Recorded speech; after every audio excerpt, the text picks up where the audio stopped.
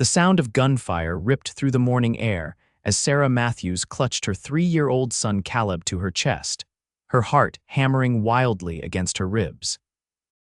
Dodge City, Kansas, in 1878 was no place for a widow with a small child, especially not a widow whose reputation had been tarnished by whispers and lies. The stagecoach she'd been traveling on had been attacked by bandits just outside of town, and now she found herself huddled behind an overturned wagon, praying for deliverance. "Stay down, Mama," Caleb whispered, his small hands gripping her worn cotton dress. "I will, sweetheart," Sarah promised, pressing her lips to his dusty brown hair. Her eyes darted frantically across the chaotic scene before them. The driver was dead, 2 passengers were wounded, and the remaining travelers were scattered, hiding wherever they could find shelter. The bandits' laughter mingled with the screams of the terrified passengers as they methodically emptied trunks and rifled through personal belongings. Sarah knew it was only a matter of time before they discovered her hiding place. She'd already lost her husband Michael to typhoid fever back in Boston. Now, just when she thought she might build a new life out west as a schoolteacher, it seemed she might lose everything, including her life and the life of her precious son. "When I say run, you run," she whispered to Caleb, though she had no idea where they could possibly go in the vast, open prairie. Before Sarah could formulate a plan, the sound of approaching hoofbeats thundered in the distance. The bandits paused in their looting, heads turning toward the new threat. "Riders coming," one of them shouted. A tall figure on horseback crested the hill, followed by several others. The morning sun cast them in silhouette, but Sarah could see the lead rider was a broad-shouldered man on a magnificent black stallion. As they drew closer, the bandits began firing wildly, but the newcomers were ready. They returned fire with deadly precision. The lead rider charged directly toward where Sarah and Caleb were hiding. She tensed, preparing to shield her son with her body if necessary. The black stallion slid to a stop beside the overturned wagon, and the rider leapt from his horse in one fluid motion, his body shielding them from stray bullets. "Stay down, madam," he ordered, his voice deep and steady despite the chaos around them. Sarah found herself staring into the bluest eyes she'd ever seen, set in a face weathered by sun and wind.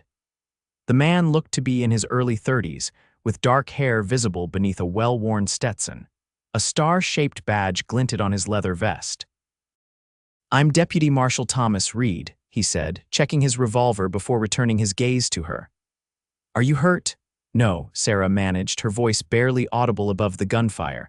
"But my son, I'm not hurt," Caleb piped up, peering around his mother at the stranger. "Are you going to save us, mister?" A brief smile crossed the deputy marshal's face. "That's the plan, young man." The firefight was over almost as quickly as it had begun. The bandits who weren't killed or wounded fled across the prairie, pursued by several of the deputy's men. Thomas Reid remained with Sarah and Caleb, helping them to their feet and ensuring they were truly unharmed. "We were headed to Dodge City," Sarah explained, brushing the dust from her skirts with trembling hands. "I'm to be the new schoolteacher there." "That's so." Thomas replied, his eyes taking in her worn traveling clothes and the small carpet bag that contained all their worldly possessions. "Well, you're in luck. We can escort you the rest of the way. It's only about 5 miles from here." As they prepared to leave, Thomas lifted Caleb onto his horse. "What's your name, son?" he asked. "Caleb Matthews, sir," the boy answered politely. "That's a fine name," Thomas said, ruffling the child's hair before helping Sarah onto a horse borrowed from one of his men. The journey to Dodge City was mercifully uneventful. Sarah found herself studying the deputy marshal as they rode. There was something reassuring about his presence, a quiet strength that reminded her of her late husband, yet different somehow. More rugged, less refined, but no less honorable, been teaching long. Thomas asked, breaking the silence between them. "Since I was 18, Sarah replied. "I'm 26 now. After my husband died last year, I decided we needed a fresh start." Thomas nodded, his eyes scanning the horizon habitually. "Dodge City might not be what you're expecting, Mrs. Matthews." "It's growing, but it's still rough around the edges. Please call me Sarah," she said. And I'm prepared for rough edges, Deputy Reid. I just want somewhere safe to raise my son and make an honest living. Then call me Thomas, he replied with a slight smile. And I'll do what I can to help you get settled. As they approached Dodge City, Sarah could see the silhouette of buildings rising from the prairie. The town was larger than she'd imagined, with a main street lined with businesses, a church steeple visible in the distance, and the unmistakable sounds of a bustling frontier settlement reaching her ears. Thomas guided them to a modest boarding house run by a widow named Mrs. Henderson. She's got a spare room, he explained. It's clean and safe, and she doesn't mind children. Thank you, Sarah said sincerely. I don't know what would have happened if you hadn't come along when you did. Thomas tipped his hat. Just doing my job, madam. The school's just down the street. Board meetings tomorrow at noon if you want to get yourself settled in before then. With that, he helped them down from their horses and carried their meager belongings inside. Mrs. Henderson, a plump, gray-haired woman with kind eyes, welcomed them warmly and showed them to a small but clean room on the second floor. Deputy Reid is a good man, Mrs. Henderson commented as she helped Sarah unpack. Lost his wife in childbirth some years back. Threw himself into his work after that. It's nice to see him taking an interest in helping folks again. Sarah wasn't sure how to respond to this information, so she simply nodded and continued organizing their few possessions. After Mrs. Henderson left, Caleb sat on the narrow bed, his eyes wide with excitement. I like that man with the star, Mama, he declared. He's like the heroes in your stories. Sarah smiled, sitting beside her son. Yes, he was very brave. Now let's get some rest. Tomorrow is an important day.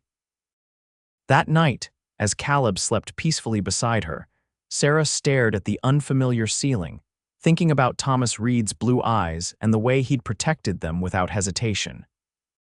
She hadn't thought she'd ever feel even a flicker of interest in another man after Michael died, but something about the deputy marshal had stirred emotions she'd thought long buried.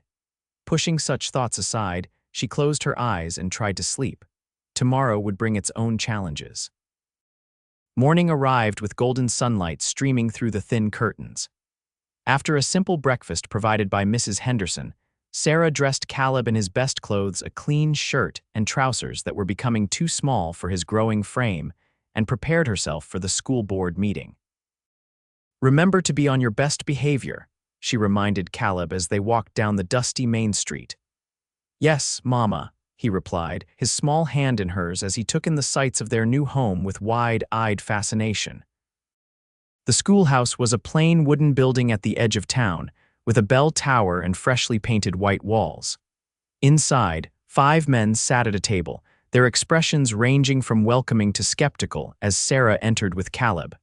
Mrs.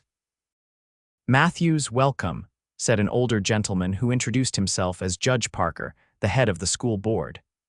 We received your letters of recommendation from Boston, and they were most impressive.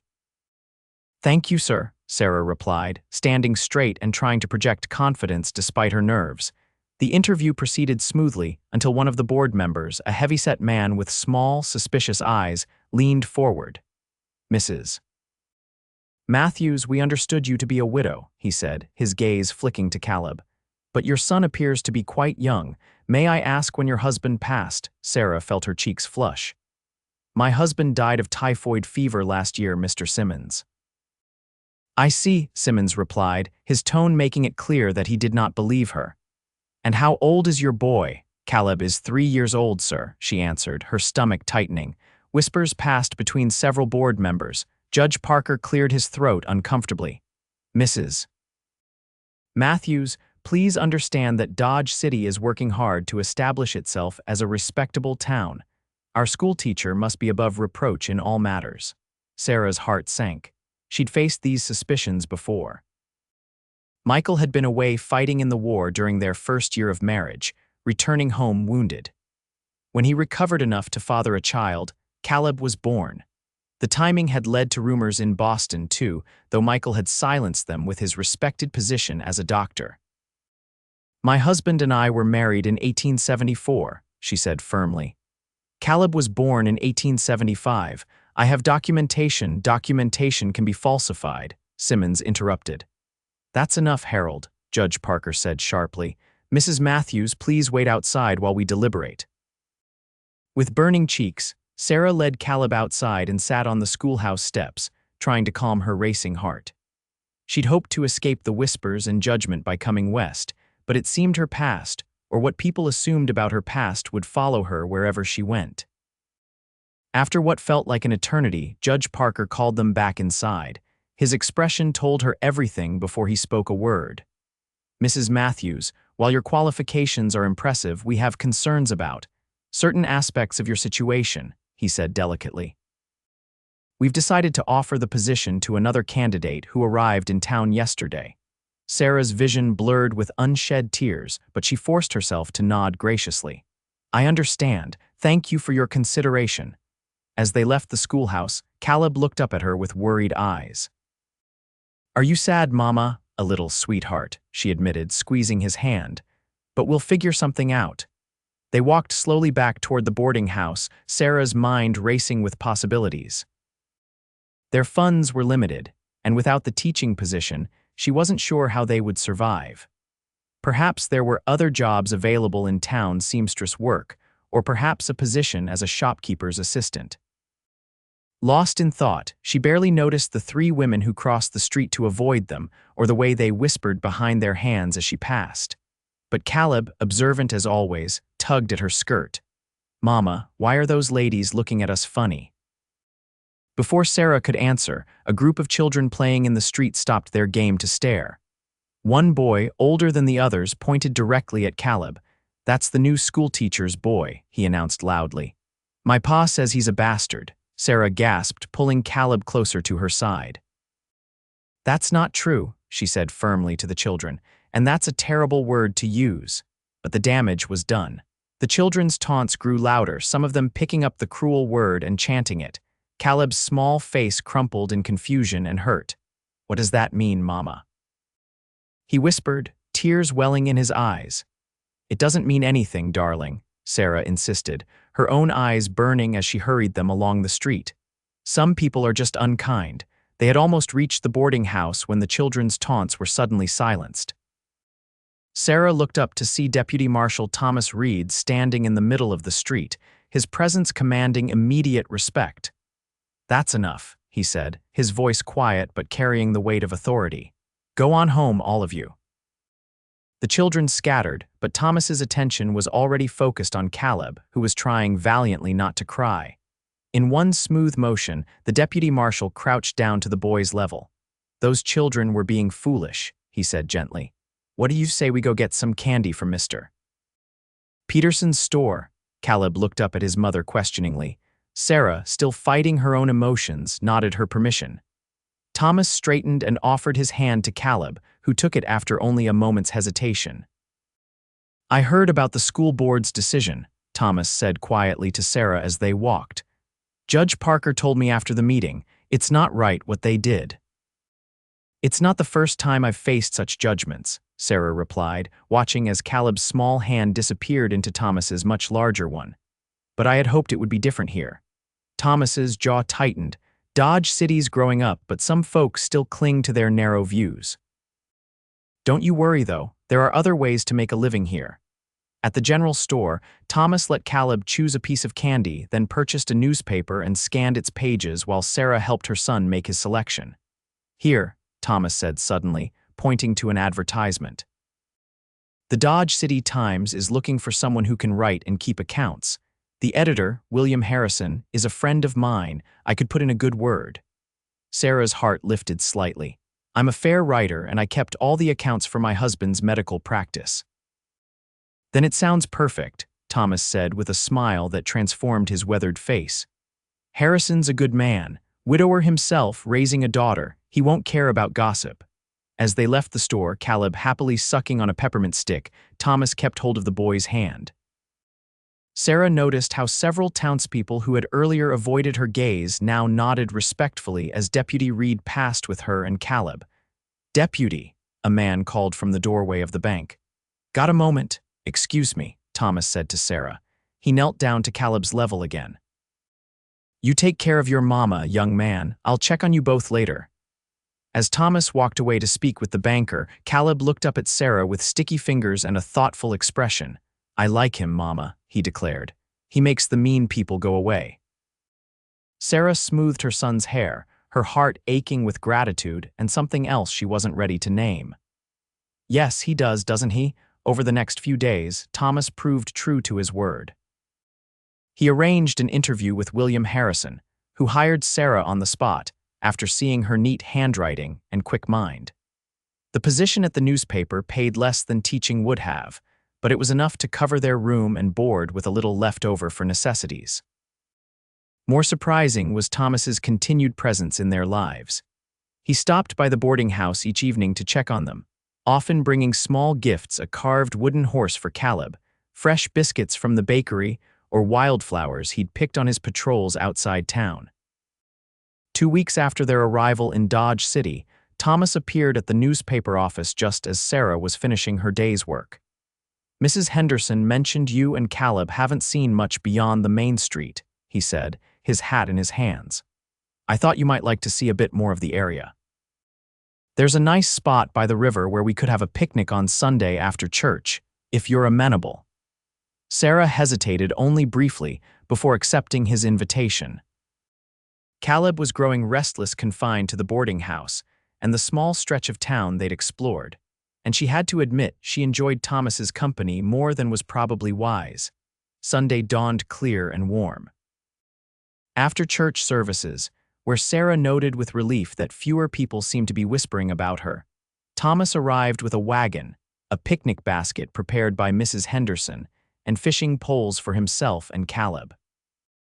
The spot by the river was as lovely as Thomas had promised, a grassy bank shaded by cottonwood trees, with clear water flowing gently past. Caleb was delighted with his first fishing lesson, and Sarah found herself relaxing for the first time since they'd arrived in Dodge City. "You're good with him," she observed as Thomas patiently showed Caleb how to bait his hook. Thomas smiled, the expression softening his features. "I like children. Always thought I'd have a houseful someday." "Mrs. Henderson mentioned you were married once," Sarah said hesitantly. Thomas nodded, his eyes on the river. "Catherine was her name. We were married just shy of a year when she died, bringing our daughter into the world. The baby didn't survive either." "I'm so sorry," Sarah said softly, understanding all too well the hollow ache of loss. "It was 8 years ago," Thomas replied. "The pain fades, but you don't forget." "No," Sarah agreed. "You don't." They shared a look of perfect understanding, and Sarah felt a connection forming between them, a bridge built on shared grief and unexpected joy found in its aftermath. As summer progressed into fall, these Sunday outings became a tradition. Thomas taught Caleb to ride a gentle pony, showed him how to whittle simple shapes from wood, and told him stories of his own childhood on a farm in Missouri. Sarah watched their growing bond with a mixture of happiness and trepidation. She couldn't deny her own feelings for Thomas were deepening, but she was also keenly aware of how quickly happiness could be snatched away. The town's attitude toward them was changing too. With Deputy Reid's obvious approval and protection, even the most gossipy residents began to treat Sarah with grudging respect. William Harrison was pleased with her work at the newspaper, even allowing her to write several articles that were well received by readers. Yet not everyone was won over. Harold Simmons, the school board member who had been most vocal against her, owned the largest cattle operation outside town and held considerable influence. He made no secret of his disapproval when he saw Thomas with Sarah and Caleb, and he took every opportunity to remind others of his suspicions about Caleb's parentage. One crisp October afternoon, Sarah was walking home from the newspaper office when she overheard Simmons speaking to several men outside the saloon. "Reid's making a fool of himself over that woman and her bastard," Simmons said loudly enough for her to hear. "Man of the law should know better than to take up with damaged goods." Sarah quickened her pace, her cheeks burning with humiliation and anger. She had grown accustomed to such talk being directed at her, but the thought of Thomas facing ridicule because of his association with her and Caleb was unbearable. That evening, when Thomas came to the boarding house with a small wooden train he'd carved for Caleb, Sarah waited until her son was absorbed in play before speaking. "Thomas, I'm concerned about the gossip regarding your friendship with us," she said quietly. "Mr. Simmons and others, they're saying unkind things. I wouldn't want your reputation to suffer." Thomas's expression hardened. "Simmons is a bully who thinks his money gives him the right to judge others. I don't care what he or anyone else thinks." "But your position, my position is secure," Thomas interrupted gently. "Marshal Evans values my work, not town gossip. Besides, there's nothing improper in our friendship." Sarah looked away, unable to meet his eyes. "Perhaps not, but people will always talk. Caleb has already faced enough cruelty because of me. I couldn't bear it if you suffered the same." Thomas was silent for a long moment. When he spoke again, his voice was low and earnest. "Sarah, look at me." She raised her eyes reluctantly to his. "I care for you and Caleb," he said simply. "More than I thought possible after Catherine died. I'm not going to let Simmons or anyone else dictate who I spend time with." His words warmed her heart even as they increased her anxiety. "I care for you too," she admitted. "That's why I worry." Thomas reached across the table and took her hand in his. It was the first time he had touched her so deliberately, and Sarah felt a jolt of awareness at the contact. "Then let me worry about Simmons," he said with a smile that didn't quite reach his eyes. "You just keep writing those fine articles for Harrison." Later that night, after Caleb was asleep, Sarah sat by the window of their room, staring out at the moonlit street below. Thomas Reid was becoming increasingly important to both her and Caleb, and the thought of losing his friendship or worse, being the cause of harm to him, was painful to contemplate. She was still at the window when she noticed Thomas himself walking past the boarding house, clearly on patrol. He paused beneath the street lamp, looking up toward her window, and for a breathless moment their eyes met across the distance. Thomas touched his hat in a gesture that felt intensely personal, then continued on his rounds. Sarah pressed her hand to her heart, no longer able to deny the truth. She was falling in love with Deputy Marshal Thomas Reid. The following weeks brought an unexpected development. Judge Parker visited the newspaper office to speak with Sarah personally. "Mrs. Matthews," he said, settling his considerable bulk into the chair across from her desk.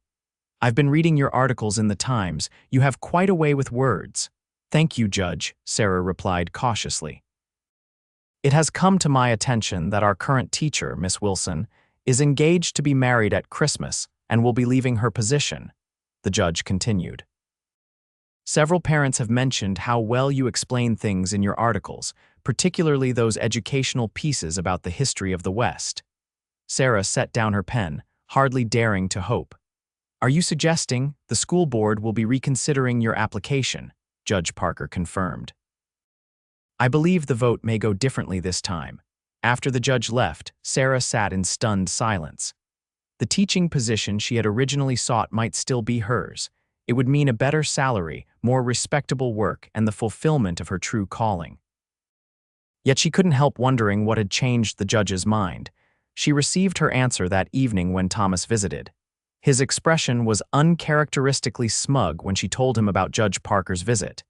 "You had something to do with this, didn't you?" she asked. Thomas shrugged, watching Caleb play with the wooden animals he'd carved for him. "I might have pointed out to certain influential citizens that having a teacher who can actually write coherent sentences would benefit their children more than worrying about unfounded rumors."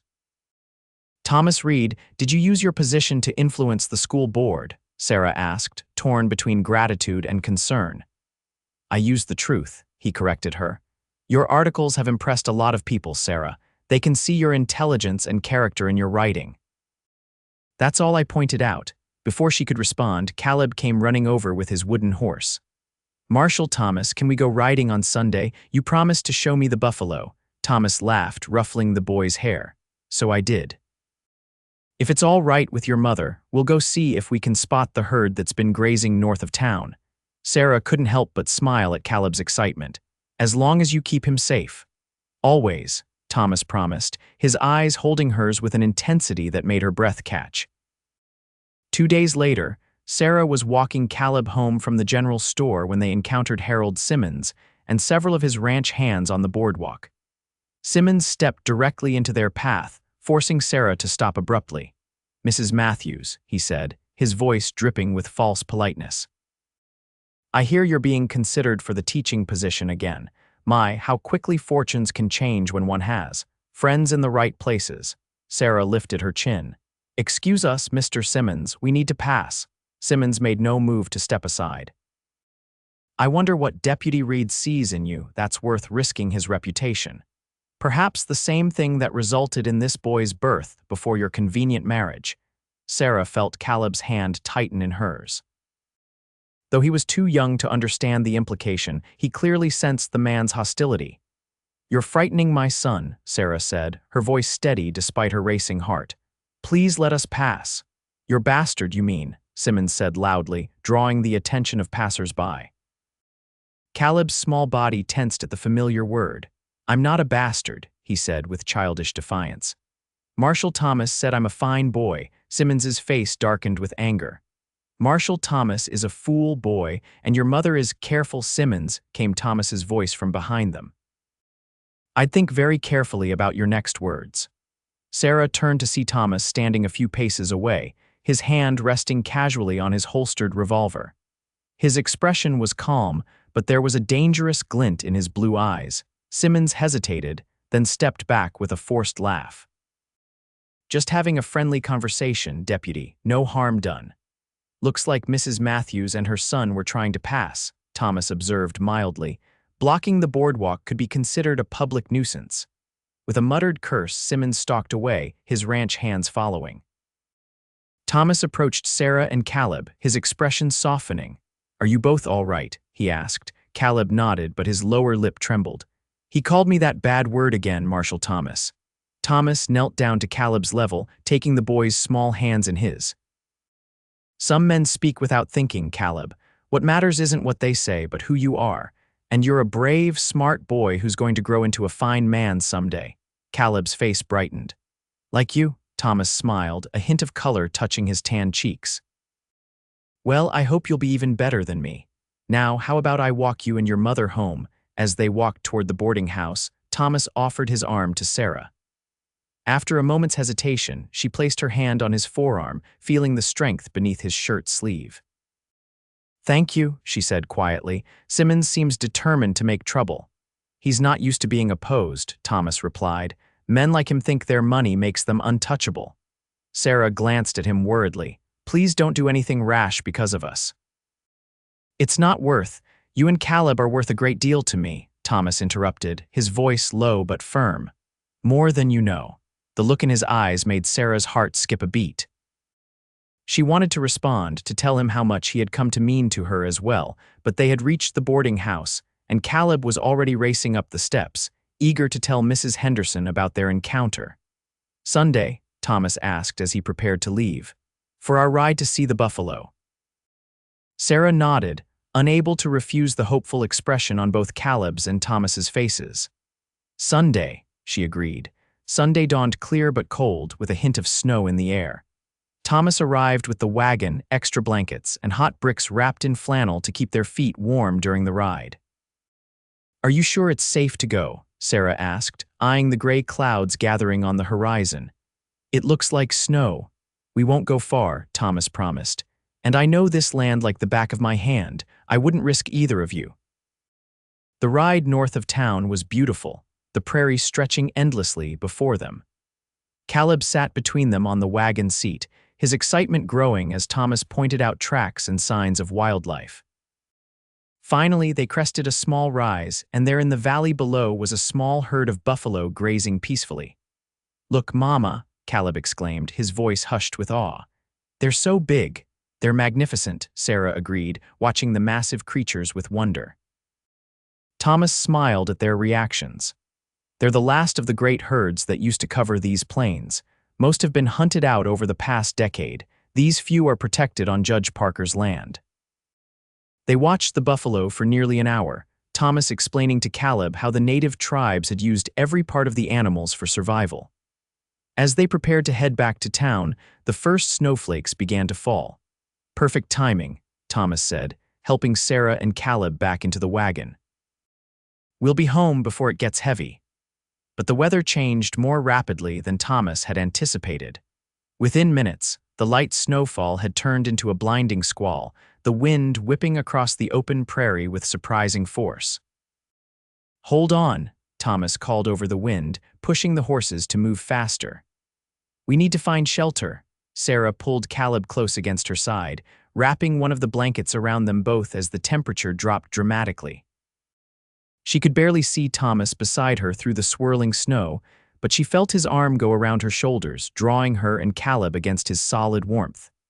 "There's a line shack about a half-mile ahead," he shouted. "We can wait out the storm there." The journey to the line shack seemed endless, but finally the small, crude cabin appeared through the curtain of snow. Thomas helped Sarah and Caleb inside before seeing to the horses, bringing them around to the sheltered side of the cabin and covering them with blankets. Inside, the shack was cold but mercifully dry and free from drafts. A small stove stood in one corner, and Thomas immediately set about lighting a fire with the wood stacked beside it. "It's not much," he said apologetically, as warmth gradually filled the single room. "But it's better than being caught in the open." Sarah removed her snow-covered bonnet and helped Caleb out of his wet coat. "It's perfect," she assured Thomas. "How long do you think the storm will last?" Thomas peered out the single window at the white landscape. "Hard to say. These early winter storms can blow themselves out quickly, or they can last for days." "Days," Sarah repeated, alarmed. Thomas turned to her with a reassuring smile. "Don't worry. There's enough wood to keep us warm, and I always carry emergency provisions in the wagon. We'll be fine until it passes." As evening approached, the storm showed no signs of abating. Thomas had brought in his saddlebags, which contained jerky, hardtack, and a small pot of honey enough for a simple meal. After they ate, Caleb's eyelids began to droop, exhausted from the excitement and the warmth of the fire. Thomas arranged blankets on the narrow cot in the corner. "You and Caleb take the bed," he said. "I'll sleep by the stove." Sarah put Caleb to bed, tucking the blankets around him and singing softly until he fell asleep. When she returned to the fire, she found Thomas staring into the flames, his expression thoughtful. "He's asleep," she said, sitting across from him. Thomas nodded. "He's a good boy. Smart, too." "You've done well with him." "Thank you," Sarah replied. "He's everything to me."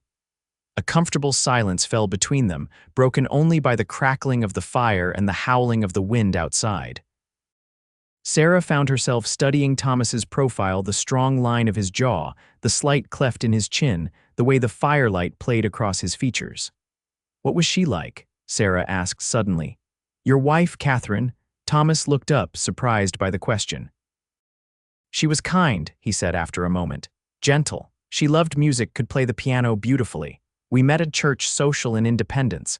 I was already working as a lawman then, and she was the minister's daughter."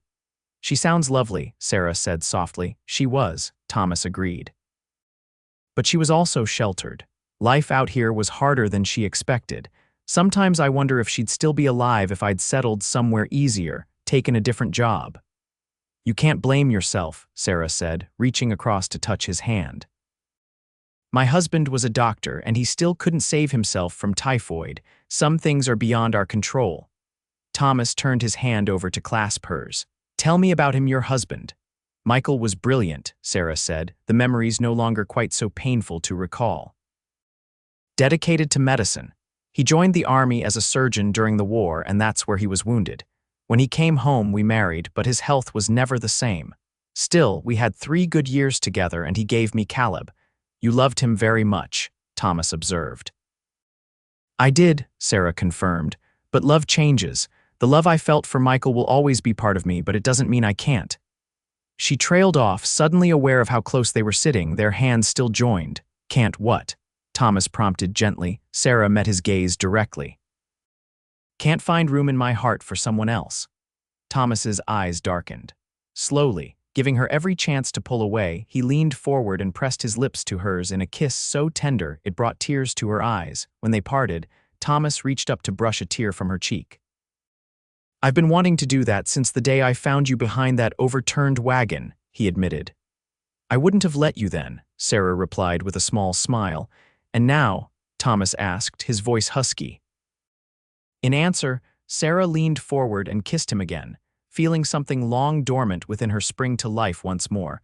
The storm raged through the night and well into the next day. They spent the time talking, sharing stories of their pasts and tentative hopes for the future. Caleb was delighted by the unexpected adventure, especially when Thomas taught him how to play checkers using buttons from his spare shirt and squares drawn in the dust on the floor. By the time the storm finally cleared on the second day, something fundamental had changed between Sarah and Thomas. As they prepared to return to town, loading the wagon and checking on the well-rested horses, Thomas pulled Sarah aside. "I know this may seem sudden," he said, his expression serious, "but I think we both know it isn't, not really. These past months getting to know you and Caleb have been the happiest I've had in years." Sarah's heart raced as she recognized the intent in his eyes. "Thomas, let me finish," he said gently. "I love you, Sarah Matthews. I love your courage, your intelligence, your kindness. And I love Caleb as if he were my own son. I know you might not be ready to hear this or to give me an answer, but I want you to know that when you are ready, I'll be waiting." Sarah felt tears well in her eyes.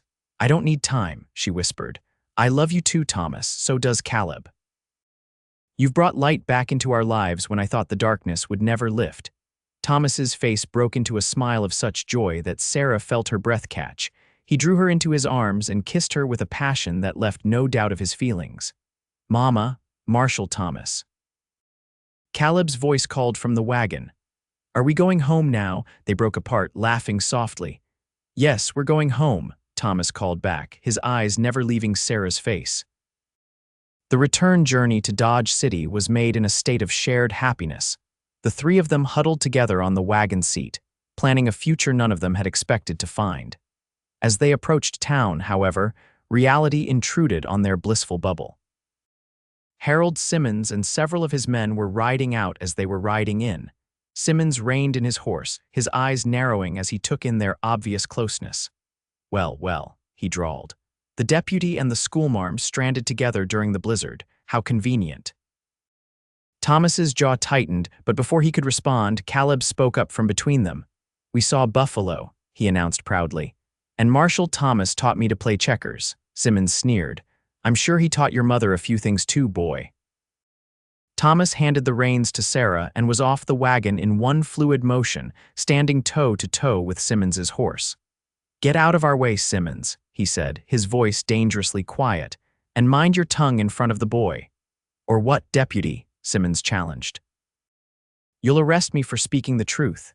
Everyone knows what goes on when a man and woman are alone together. Seems like history's repeating itself for Mrs. Matthews." Thomas's hand moved to his gun, but Sarah called out sharply, "Thomas, don't, he's not worth it." For a tense moment, no one moved. Then Thomas stepped back, his hand falling away from his weapon. "You're right," he said to Sarah, though his eyes remained locked on Simmons. "He's not worth losing my badge over." Simmons laughed, clearly believing he'd won the confrontation. "Smart decision, deputy. Wouldn't want to leave your whore and her bastard without protection." It happened so quickly that Sarah barely saw the movement. Thomas's fist connected with Simmons's jaw, knocking the larger man clean off his horse. Before Simmons could recover, Thomas had him by the collar, dragging him to his feet. "I won't draw on an unarmed man," Thomas said, his voice carrying clearly in the stunned silence. "But I will teach you some manners. Apologize to Mrs. Matthews and her son." Simmons spat blood onto the ground. "I'll see you fired for this, Reid." Thomas tightened his grip. "Apologize, now." One of Simmons's ranch hands moved as if to intervene, but the cold look Thomas shot him stopped him in his tracks. "Fine," Simmons growled. "I apologize, Mrs. Matthews." "And the boy," Thomas insisted. Simmons glared but complied. "And to the boy." Thomas released him with a slight shove. "Now get out of our way."